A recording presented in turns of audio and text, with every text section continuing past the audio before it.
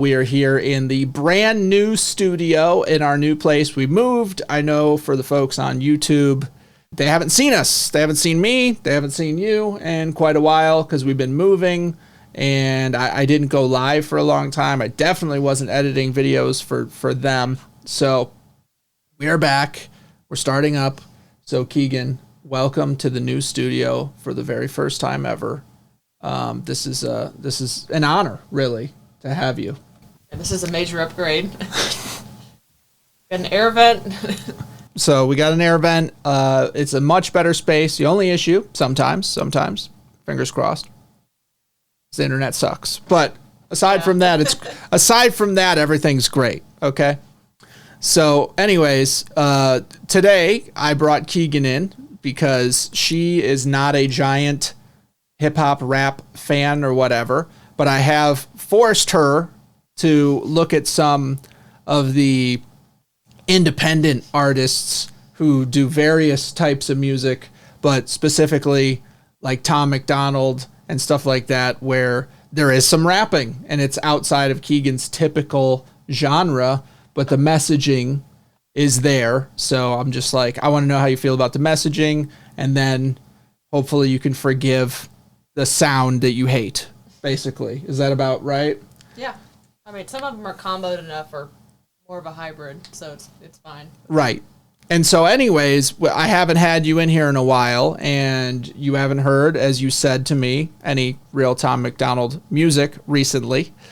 So we're going to do a reaction video to the latest Tom MacDonald song that dropped on Juneteenth, which is really funny when we get into the song itself. So if you guys like this kind of stuff, leave a like, follow, share, subscribe, all that cool stuff.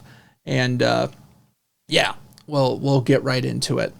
Lion King says, look at Ghost from Tom. She will like that. I did have her watch that one. That was good. That was very good. And we actually had a very special video tied to Ghost. So if you haven't seen that one, you should go watch that one, because that was an epic video. Okay. I got kind of a whole playlist of what you have reacted to. And then I have stuff that like Armando reacted with me to. And then I have generally like the Tom one. And then I have a mega playlist of like all the reactions that I did for all these people. So, you know, there's a lot of videos. There's a lot. So if somebody's like new to finding me and finding this stuff, you got a solid couple 100 hours of content for you. You know, there you go. Just binge through. I can't imagine somebody that can just carve their way through all the lore of the stuff we posted in, you know, a couple weeks and just have it condensed. Like, cause you know, the people like binge Netflix. Oh yeah. And you just get all the way caught up in a very short period of time, even though it took a very long time for it to get made and put up there. So I feel like that's kind of cool that does happen here sometimes. Okay. Anyways, let's check this song out. I will be pausing. I like to talk. I like to ask Keegan what she thinks. If you don't like that, I'll leave the link in the description for the original song. Go check it out anyways. A lot of people, they come to these, but they just want to hear the song again. It's okay. Just go listen to the song again. Don't be mad at me for pausing, because that's what I do. It's this video. I'm demonetized forever, so it's not like I'm a grifter. I just want to look at this stuff and talk about it. Okay, here we go. And the new song, I don't remember if I said it or not. The new song is called Remember Who You Are. Remember who you are, white boy. Start a fire with some gas and a match. Hanging out the window of a truck with a flag. Pissing off the world that's trying to tell you it's bad to be like you. Just remember who you are, white boy. Raising hell just like your old man. Little. Okay. So what is your first impression? I didn't on purpose wear the same shirt as him. That's awesome. Go on. I mean, it just reminds me of like basically where we are now, like what people would do in the area we're in now. Yeah. Like we know a few people that would do that. They would. You grew up on a small horse farm in South Georgia. Yeah, pretty remote area at the time. For the people who don't know the Keegan lore, she is from a small horse farm in South Georgia. You had a couple horses and a pony when you were a kid. But she's not the like equestrian. It was not the rich version. There you go. Horses. Explain it, please, if you don't mind. It's like where you actually do the work and, like... You're shucking shit and grabbing the hay and doing all that stuff. I remember watching you do all the different stuff. You got the blade. You're like blading the horse with the comb. It's a comb, but it's metal. It's a shed blade. Shed blade. Thank you. Okay. So shed blade, cleaning the feet. And then I remember when we're moving the hay bales and you're feeding them and we're doing all the cool stuff. So it's a lot of fun, ton of work. And that's kind of the point. Keegan was raised in the ton of work version of, having those kind of animals around and chilling with them. Anyways, let's get back to it. But I think it's important for people that had no idea. Yes, Keegan was born and raised in the country, like the actual country. Remember who you are, white boy. Start a fire with some gas and a match. Hanging out the window of a truck with a flag. Pissing off the world that's trying to tell you it's bad to be like you. Just remember who you are, white boy. Raising hell just like your old man. Little slice of heaven somewhere out on a ranch. Pissing off the world that's trying to tell you it's bad to be like you. This is for my guys outside with a little bit of red on their necks. Standing for the anthem with their hand on their chest. Rattlesnakes on some yellow flags hanging from their window panes. Buddy, you should watch where you step. Step, step, step, get to stepping, y'all. Get gone, get gone. We just wanna work, go to church, have a good time till we in the dirt. Remember who you are, white boy. Start a fire with some gas and a match. Hanging out the window of a truck with a flag. Pissing off the world that's trying to tell you it's bad to be like you. Just remember who you are, white boy. Raising hell just like your old man. Little slice of heaven somewhere out on a ranch. Pissing off the world that's trying to tell you it's bad to be like you. That's great. That's pretty accurate too. Like your old man. Like my dad does the same. Yes. Yeah. Yeah, your dad. When I met your dad, he was like, "Oh, let me show you something," and then he took me down to the basement and then expertly threw knives at a board on the wall. That's like what we did as part of the entertainment growing up. Threw knives. He just threw knives in the basement, in the house, at the wall, like at this board that he had up on the wall. And then he turned and he literally had an exterior wall of the house carved into to install his massive safe, his massive gun safe. And at the time he had it working. Long story, but we opened. And then he opened the safe and showed me like so many guns you couldn't even freaking imagine. And he had like the freaking Dirty Harry 44 Magnum and just an incredible arsenal. And it was supposed to be a warning, but I was so excited. I was like the Japanese at the World Cup, showing up and they're just like not ready for the culture shock of how awesome like country American people are. And so that was my immediate initial feeling was just, this guy is so awesome. I can't even explain it. He's inside throwing knives. I mean, it's not weird. No, it wasn't weird. It's just normal. It's true. So I do agree. It probably was a bit of a intimidation tactic warning for me to act right. And we've been together now that was in like probably the very, very beginning of 2010 that happened. It is 2026 and we've been, married almost 14 years and have 5 children. So I think I've done right by honoring his daughter at this point. But it is really funny that he was just like, yeah, let me show you something. And just throwing these knives across the room. Like, what? Yeah, we threw darts too. Yeah.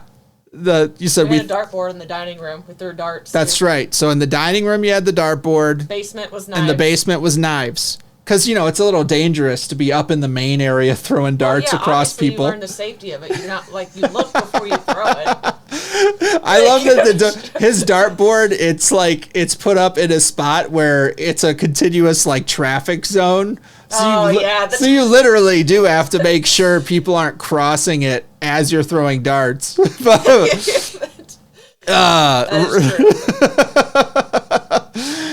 But yeah, he is like the white boy when he's referring to like your old man. Oh yeah, that's your dad. 100% accurate. It is your dad that he's talking about. So when I think of this song and who he's talking to, I think of like your brother, because he's the one driving around in the trucks and doing what he literally had like the 2 flags zip tied to his pickup truck and then drove around acting crazy. Yeah. And then also I think about our sons, because hilariously, I am half Mexican, but people don't understand half Mexican. My grandmother is Spaniard. My grandfather's some kind of native indigenous. And then my dad's side is like German. So we ran out of ink for my sons. You know what I'm saying? Like by the time we got to the sons, my 2 sons very much resemble her. And even people on my side of the family, just not me. So they're very light skin, bright blue eyes, light hair.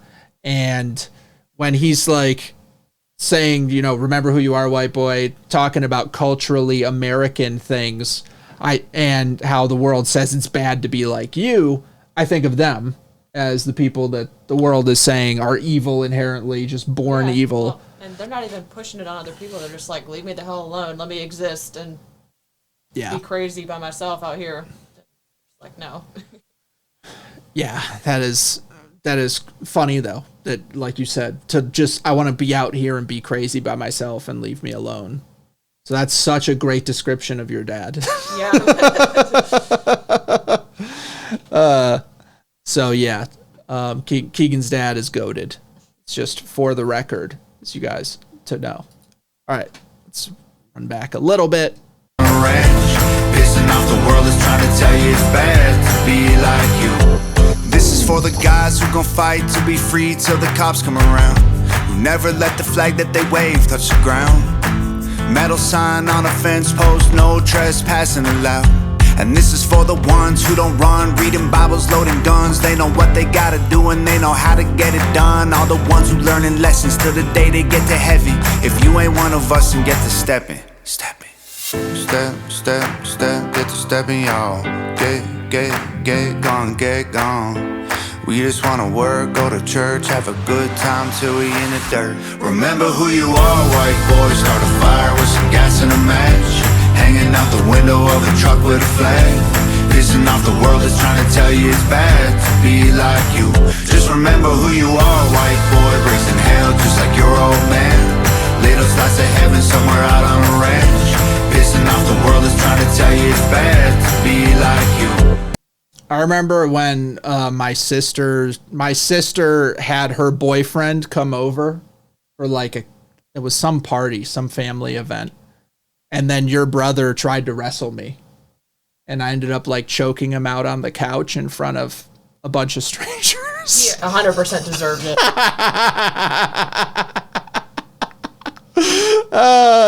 That was funny. But he picked me up like up over his shoulder. He was like, I'm a man now. And I'm like, all right. And I got the hooks in and freaking just cranked down and choked him out. But it was really funny because I see like this and the whole concept of rough play among the guys. That's like an American culture thing. The Europeans are all like, the manicured hands and being sensitive and whatever, but like the kind of the rough and tumble situation, that's a very American culture. So I thought that was pretty cool with him wrestling his guy friend here. And the other bit is, I know I've seen a lot of these kind of videos where they try to like import people to portray a culture. And it doesn't appear that he did that. It looks like these guys are genuinely like the guys that he is writing the song about. You can't fake that culture. Right. Like it's so obvious. Right. I saw that like Tough Guys for Kamala ad. and it ended up being a bunch of Hollywood actors. And you got the guys like dropping full lisps as they're talking about how, you know, I'm a man's man and I'm voting for Kamala. But like everyone could tell that they were frauds. Man enough to cook my steak rare. Everybody could tell. But these guys, it's like he went to the bar and just waited until a fight started and then was like, hey, you guys, the ones all fighting each other, I need you for a video. It was like, that's the ones. Pissing off the world is trying to tell you it's bad to be like you. Remember who you were, white boy, before they try to race in your past and told you it's bad. Remember who you were, white boy, before they put your kids in a mask to sit in a class. Remember who you were, white boy, before the only lives that mattered were black. You got attacked. Remember who you were, white boy. I'm telling you, you gotta go back and be more like that. Remember who you are, white boy. Start a fire with some gas and a match, hanging out the window of a truck with a flag, pissing off the world that's trying to tell you it's bad to be like you.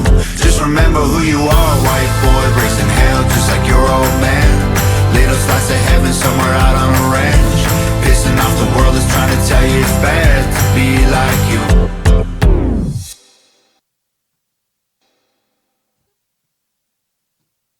You know, one of my favorite things about this, so you got the video by Nova Rockefeller, right? And then you got Jenna MacDonald, Corey Burns. I think Jenna and Corey are his sister and like brother-in-law. So it's all like a family operation. And I love how Nova is like hyping up the whole thing and excited and like dancing in the background. And she's not dressed like a Yeah, that's fantastic. It's really quite nice because the whole like everyone in the world look at me and, you know, shaking the jigglies it gets a little bit obnoxious. And so I think it's really cool that she's like super supportive and she's there and she reminds you of the actual girlfriend or wife of one of these guys, these types of guys. That's like, she's with him. She's not for everyone. You know what I mean? It's that kind of thing. So anyways, this song, that's the end of it. What did you think about the part at the end? Because he was talking about like before the kids got put in masks, before the Black Lives Matter thing, and the concept of you got to go back. I don't know if you remember the lyrics. You only heard it once, but what was your kind of feeling that you got there at the end? Oh, that's great. I mean, I remember, like, the battle with the mask with Kenzie's school, so it's like, yeah, I have similar feelings with that. It's like, you're the one weirdo. Yeah. You were specifically the one weirdo. I remember when the mask first started, and I was like, all right, I guess that's what we got to do now. And then we immediately saw how unattainable this was, because we were the freaks that had children, and like we're in this children of men society where they're like nobody has any kids, right? Maybe some of you guys are in areas where that's not really a thing, but at the time especially, we're walking around with 2 and then 3 kids. Well, then we had 3. So when COVID hit, we had 3. The youngest, Hogan, was like 5 months old when all that started. So, you know, when that hit, we're over there and they're making all of these rules that are retarded. And then we're trying to get children, toddlers, and infants, you know what I mean? And we're like, for one, the infant's not wearing a mask. Like that's not a thing. And then we're trying to get the other kids and we're like, this just doesn't work. You know what I mean? And then you started immediately questioning the science of it. Well, I just don't like people telling me specifically what to do. Right. And I'm just like, this makes no sense. If, you know, you're vaccinated or you're wearing a mask, what the hell does it matter if I'm wearing one? Like, mind your own damn business. That's what I feel about it. Yeah. So Keegan had very strong feelings immediately. My feelings grew and then became very radicalized once we got far enough in. And then I do remember the times when like we're the only people walking around completely ignoring all of the, you know, social norms of the new normal. You know, we're just like, yeah, we're not doing the mask. We're not doing the 6 feet thing. We're having a party for our little kid.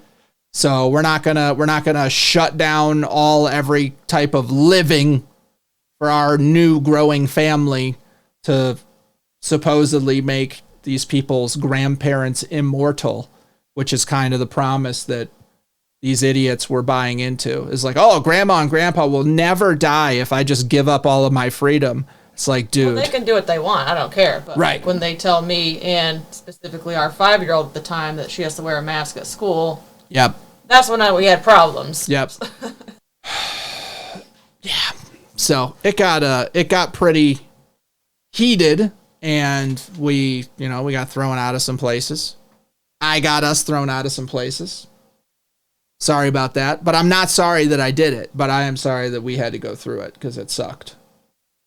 So it was just one of those things where, like, if you have to stand up and kind of fight back, you will suffer consequences, and you have to be prepared. Especially early on. To deal with those consequences. Yes, if you're an early adopter against the norm, you're going to be punished heavily because they're trying to keep the normal or whatever the expectation is that you disagree with.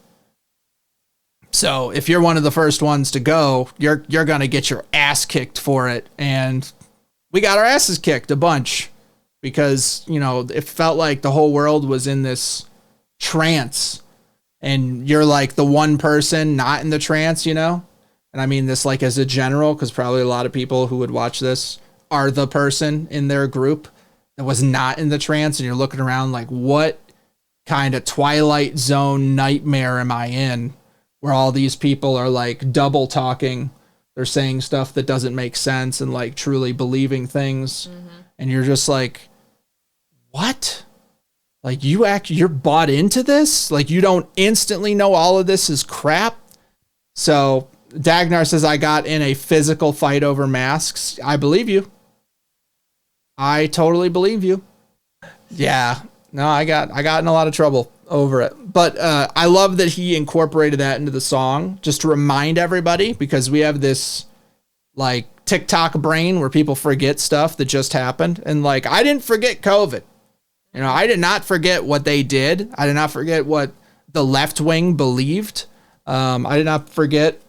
I think it was like 41% of people believed that people who did not comply with the social distancing procedures, they should have their children taken away from them. It was like 41% of liberal Democrats believed that. They were in a poll, and I was just like, you guys are making lifelong enemies right now, and like, you don't know, because it's going to be hey, remember when things were tough and you instantly turned against us type scenario? Because that's what we lived through. We lived through that, and we know people that we've kind of got permanent beef with because of their feelings towards us about how we felt about COVID. There you go. It's what it is. Dagnar says, of course the leftists forgot. Look who they got voted as New York City mayor. He's such a very legitimate communist that we're able to bring this concept that communism is bad back into the fold, because they've been calling us fascists forever. Which is funny, because I'm like a million times more libertarian than fascist, and so is Trump. I wouldn't say Trump's libertarian necessarily, but he's infinitely more libertarian, less authoritarian than fascist. No fascist ever would have a panel of women on the Supreme Court tell them that they can't do XYZ thing. You know what I mean? It's all about force. You would force anyone you were strong enough to force to do what you want them to do. You wouldn't just be told what to do by Boasberg and Amy Coney Barrett and Ketanji Brown Jackson and all these idiots from the lower courts all the way up to the Supreme Court. They wouldn't be able to just neuter your power at a moment's notice if you were a fascist. It would never happen. I gotta stop. I'm so upset. That was a pretty long rant. Was it? I don't like the time. It just blends together, and I'm like, anyway. Communism is a million times worse than fascism, and don't let those idiots in Hollywood or in the education system try to fool you otherwise. These guys are here. They're trying to get it in, communism. And I think it's cool that Trump has like called it out specifically. Like, these people are communists and they will, destroy every single bit of what it is to be American if we don't fight back. Slappy says, I've heard longer from Jeff. I've had like 30-minute rants, I feel like, where it's like I go into a kind of a tunnel vision and come out and I'm like, I don't know how many people I offended, but it was like a werewolf transformation, and then you come back out and there's just slaughtered sheep everywhere and you're just like, oh, not again. So that, I feel like that does happen. I think that happened the other day. Yeah, I think that happened yesterday. And that show got like more views than any show in like a month. So sorry, but you're welcome, maybe, for whoever wanted that. Bot says they don't call us fascists because they think we are. They call us fascists so they can justify that. Yep, I think that's true. I think one deep thoughts, I triggered a 20-minute rant on World War II from Jeff. Oh, man. It's probably on multiple deep thoughts. Anyway, back to the song. The other lyric I liked was that he was talking about the trespassing signs, which I had to kind of explain to you. Oh, yeah. If you're not from the country, you don't understand. That's a warning. Do not approach their property. Like, that is the nice warning. Yeah. So I'm just like, they're like the nicest people ever if you're invited. If you're not invited, it's dangerous. It's actually don't dangerous. Go down the driveway. Yeah, it's like, don't even go down the driveway. Yeah, I remember that conversation. And I remembered when I was very young, too young, I played Grand Theft Auto. I think that was Vice City. And one of the crazy guys in it had the sign. Welcome to the Freethinkers Rebellion. Thank you, Lizzie, for the follow. One of the crazy guys had a sign that said, trespassers will be shot, survivors will be shot again. And I was just like, oh my gosh, but I didn't connect that to country life. I just thought that was a random crazy guy. But yeah, once we had our conversations about that, Keegan kind of taught me the unspoken rules of the land of like the country, because I had no idea. I didn't know any of that stuff coming fresh from New York. One of the funnier things is my accent, and then people's accents here. I didn't understand some of the terms and some of the slang, and I got in trouble. I remember one of my favorite ones was the teacher. I was in school. The teacher's like, all right, y'all, put your books up. And then here's me. And I'm like, I am a smart ass, but I wasn't trying to be a smart ass. I'm just like, what is happening right now? Where do I put it up to? Like, what am I? Put your books up. And she's like, what are you doing? I was like, you said put your books up. And she's like, put your books away. And she like faked a TV accent to get rid of the country accent. And I was just like, okay, all right. I didn't know that. Never heard that in my life. Up means away. Really? Okay.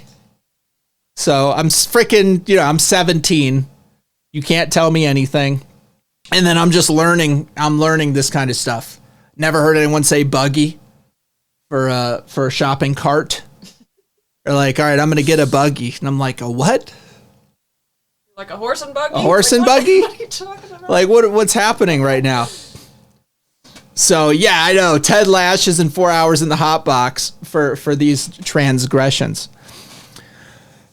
But, yeah, we had a culture shock. And then one of the funnier things is when we started dating, she had a horse in a pasture. And the guy who owned the place, his name was JP. And I remembered he sounded exactly like Boomhauer. And my audience would know who Boomhauer is. It was pretty aggressive, even for here. Yeah, and he came out and he had a huge beer gut and a rib tank top, the wife beater, as they're known. And he had tobacco spit stained juice like stained across his face and onto the shirt. Like it was literally stained with tobacco juice. And then he's talking like Boomhauer. And he comes out of the house talking to us. And I'm just like, what the fuck is he saying? And then Keegan just casually responds to everything he's saying. And I'm like, you know what he's saying? You can translate that? Like, this is insane. And then when I knew there was a shift, it's like Pocahontas when the oak tree, the mother oak tree, like works her magic, and then all of a sudden the two main characters can understand each other. And I was just like responding to JP a month later, and I was like, holy shit, I knew what he said. Like, it's like I started to understand the accent enough that all of the words were translated like at the same time, and it just like clicked, and I'm like, I can understand JP now. This is crazy. Like it's like Avatar, you know, like I'm one of you now. It's like one of those kind of things. Yeah. You're like, no, that's not true. But it was, yeah, I wasn't the tobacco spit stain juice guy. I'm going, I'm like, what? But then when I met Wendell, I understood Wendell. So I was like, there's more than one of you. You know, like you meet one, you know all of them. And that was why you could probably speak to him, because of your dad's neighbor friend. I didn't have a problem with it. No, not at all. You were totally good. But to me, it was funny because I was like, wait, this is decipherable? Like someone knows what he's saying? Oh my gosh, yeah, Slappy, because you're in Louisiana. Mm-hmm. He said, there's a lot of people down here who talk like Farmer Fran from The Water Boy. It took me a while too. Yeah. That's probably more intense than here. Oh yeah. That guy's hardcore. Oh man. Araya says, my dad's cousin used to have such a drawl you could not understand him at all. Yeah, there's some people like that for sure. I would consider both of those guys having a draw that's like 10 out of 10. So for what I've heard, I'm sure it gets crazier, but from what I've heard, 10 out of 10. Okay. So anyway, remember who you are. It's remember who you are. White Boy, which is not, that was the surprise, you know, because it ended up being a like on Juneteenth. Remember who you are, White Boy, and then just going through what I would consider very just normal American culture stuff. And yeah, I would say it's more catering to the country. So country American culture stuff. And I loved it. I loved the sound. I loved the hook. I loved all the verses and the messaging. But did you have any critiques, thoughts, things you liked, things you hated? I really want to hear that. Oh, I thought it was good. Would you blast it and play the song for, you know, like America 250?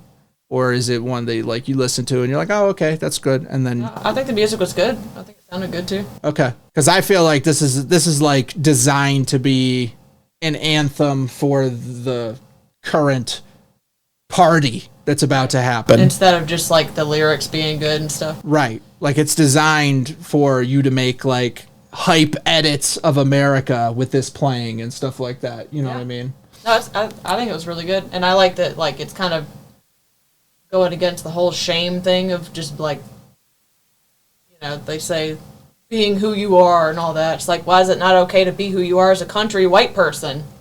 Yeah. But it's okay if you're in the LGBTQ group. Right. It's like, so I think that's cool. Just telling you like not to be ashamed to just. I really wanted you to see that one. Blind. Confirmed. You didn't hear that before. Oh, no, I definitely haven't heard that. So it definitely was a fresh reaction. I like the mountains in the background too. That's cool. Oh yeah. Yeah, that is. I'm curious if this is all from his new place in California. Yeah, it looks like out west for sure. Arizona or California or something. So if you guys enjoyed the content, like the video and the breakdown, please leave a like, follow, subscribe, share, all that cool stuff. And yeah, I am currently and exclusively running lives on Rumble. So anyone that watches this and wants to hang out, that's where I'm live. So just so you know, I don't do lives on YouTube because demonetization, censorship, a bunch of bullshit. So at this point, I'll post on here to say hey, but I can't go live here at all. And I also think it's cool now that as we continue to grow and have new people come through, there is a core group of people who are the people that were here for the OG studio. Some people will remember, the new people don't. But I'll always remember. I mean, the picture's nice, but I'm glad to not be in that studio.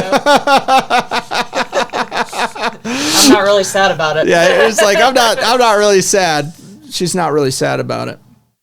But it's definitely cool that there are people that are from the original group that remember this, and they're just like, yeah, like we were here. It's fun. I think it's really cool that there's actually a group of people that was here for the OG, and they remember all the stuff that happened in this space. Now that we're in this space, you know, so that's special to me. I think that's really cool.